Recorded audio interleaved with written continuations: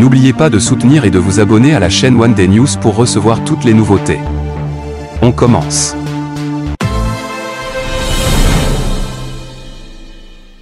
Jean-Marie Le Pen, cofondateur du Front National, s'est éteint ce mardi 7 janvier, comme l'ont annoncé ses proches dans un communiqué à l'AFP. Jean-Marie Le Pen, entouré de ses proches, a été rappelé à Dieu ce mardi à 12 h, rapporte Le Parisien.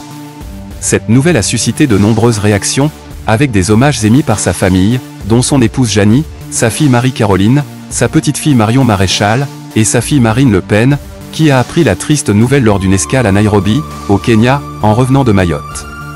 Des figures politiques telles que François Bayrou, Bruno Retailleau et Emmanuel Macron ont également partagé leurs pensées sur les réseaux sociaux. Dans un communiqué sobre émis par l'Élysée, le président de la République a décrit Jean-Marie Le Pen comme une figure historique de l'extrême droite, dont le rôle dans la vie publique de notre pays pendant près de 70 ans relève désormais du jugement de l'histoire.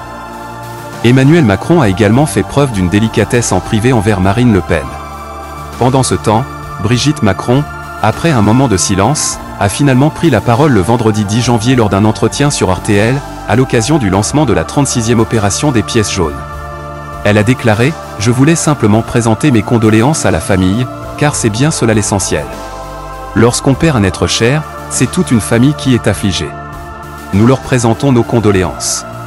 Pour Monsieur Le Pen, l'histoire dira. » Elle a choisi de ne pas commenter les célébrations entourant la mort du cofondateur du Front National, soulignant que ses positions controversées avaient souvent suscité des émotions intenses.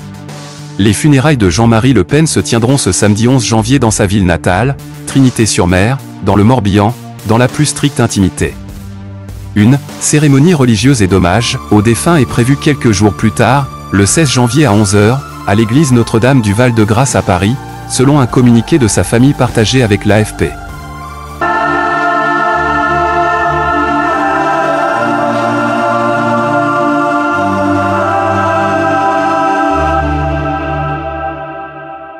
Un rapport, et là le Conseil d'État avait également constaté une violation, un abus en fait de la liberté d'expression.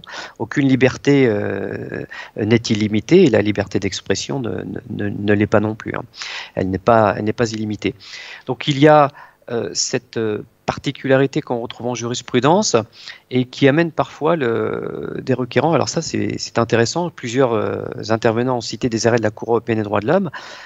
Cette Cour a rendu des arrêts concernant des universitaires et notamment dans l'affaire Gonis que je mentionnais à l'instant, la Cour européenne en 2011 a constaté que des propos tenus par un universitaire y compris en dehors de son amphithéâtre, hein, une contribution des propos aux thèses négationnistes et puis le désordre qui en résulte est incompatible avec les devoirs et responsabilités qui incombent au requérant, en l'occurrence en tant qu'enseignant. Donc la Cour européenne des droits de l'homme a validé cette idée que la tolérance et l'objectivité, la déontologie universitaire devait les tempérer lorsque on avait des expressions qui allaient au-delà de cette frontière, cette fameuse zone grise hein, qui permet de constater la violation ici des obligations que j'ai évoquées à l'instant. Merci Emmanuel. Fabrice Melleret, quels sont les mécanismes qui sont destinés à faire respecter l'indépendance des enseignants-chercheurs? Y en a-t-il? Sont-ils nombreux? Il y en a un certain nombre, merci Pascal. Revenons aux trois acteurs que je mentionnais tout à l'heure, donc les enseignants-chercheurs, l'État et les établissements.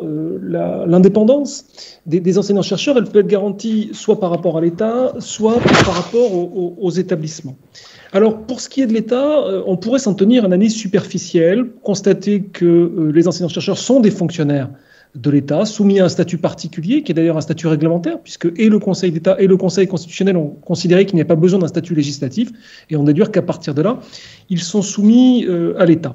Pour autant, ce serait une erreur, ça serait s'en tenir à l'enveloppe normative de leur statut, car en réalité, on a une véritable indépendance, vis-à-vis de l'État, et qui tient tout simplement au fait que les dispositions statutaires organisent une forme d'autogestion des corps universitaires par eux-mêmes. Alors, vous parliez des instruments, ça se matérialise par l'intervention de ce que le Code de l'éducation appelle une instance nationale, en réalité le Conseil national des universités, qui est divisé en sections par grandes disciplines, qui intervient pour la qualification en fonction de maîtres de conférences et de professeurs, pour une large partie des avancements, donc des promotions, pour également donner un avis qui souvent est suivi en matière d'attribution de primes d'encadrement